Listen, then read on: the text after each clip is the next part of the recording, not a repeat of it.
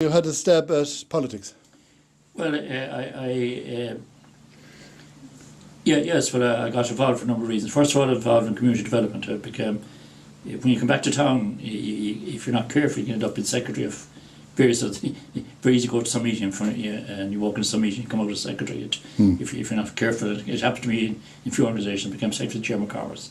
I got involved in setting up a credit union, and got involved in tourism development and so on.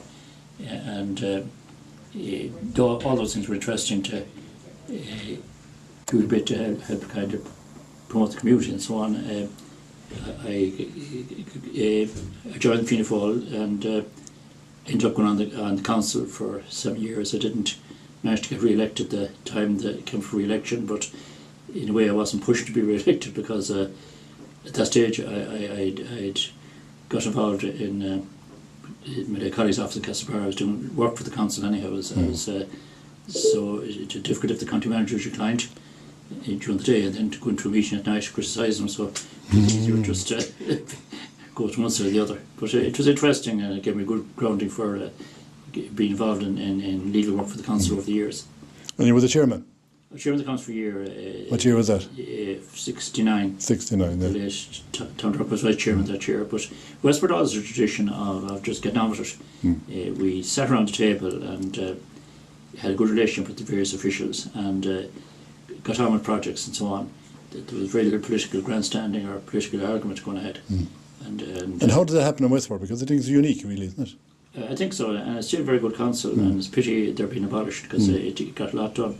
I think that it's it was interesting getting to see developing tourism and so on. Like, for instance, tourism to start in Westport really by the late Tommy Brennan, who was married to the Grady family in town here, but he got to see angling going here, and he got programs for bringing over soccer teams. He always saying, well, they come over as youth soccer teams. When their grandfathers bring over their children again. But he built up those kind of relationships. But he personally got a lot of the tourism development going, which led on to one thing and the other. It led on to, say, the golf course, which a friend of mine, Michael Kennedy, who was the agent for the Sligo station, he persuaded Lord Sligo at the time to show a man called Tim O'Driscoll, who was managing director of Board Fáilte. And remember, he was down in town here for a Boy Scout Jamboree, about 10,000 Boy Scouts here in about 1964, to bring down and show them the land for the golf course now, and it's just a golf course built there. In those days, O'Driscoll just said yes, to be a golf course there.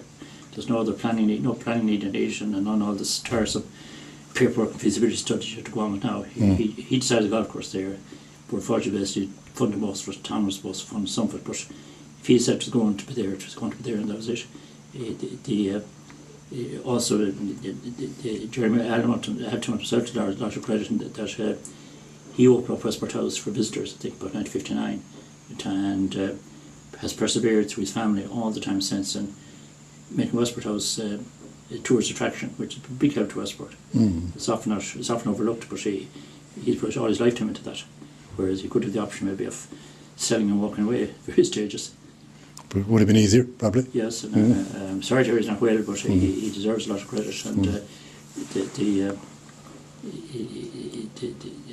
the fact that his children, his girls, be able to follow on after him. That even though that required an act of Parliament to change the family structure, some London solicitors set up back in the 1920s there, but it's good to see it's still there. I mean, so many of those old houses just let fall in and so on. Who was on the council in your time? Charlie Hastings, Matt Beckett, I remember them all, Tom Durkin, Leo Joyce, JP Campbell, yes, yeah.